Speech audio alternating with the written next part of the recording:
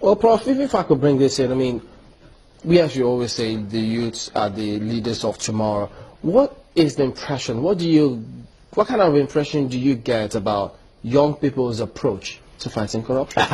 You know, there was a time when I believed naively, of course, that the next generation is a generation that will be slightly better than our generation. But I'm quite clear in my mind that holding all factors constant, the younger generation is, in my view, even more dangerous to Africa. Oh dear. Because they have learned from the older generation. Remember the age-old saying that when mother cow is chewing cud, baby cow, namely the calf, is watching very keenly. The next generation of Africans is waiting for the opportunity to be thieves.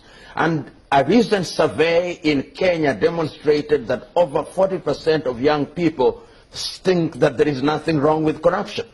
The only thing that they think is wrong is to be arrested, and that the only thing that you must do is to avoid being arrested. And I'm quite certain that if a survey were to be conducted in Nigeria, many young Nigerians would love to be in the situation where they can steal. So that people condemn corruption sometimes not because they hate it, but because they themselves don't have the opportunity to be corrupt.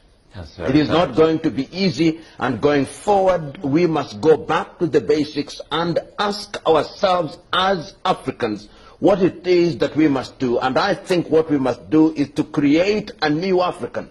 An African who has integrity, an African who believes that there is honesty, and that can only be done if we punish the corrupt. Impunity is one of the problems. There is the story of one infamous Nigerian called James Ibori, who is now serving term in Nigeria, or rather in the United Kingdom. He could not be jailed here in Nigeria, and he is now jailed in the United Kingdom. In our own country we have cases where people have been convicted and their money confiscated in the United Kingdom, but in our own country nothing is happening. In other words, there is a sense in which we in Africa condone and encourage thieves.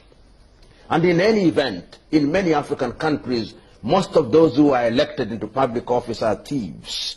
And once you elect thieves into public office, then you can rest assured that nothing will happen when the Occupy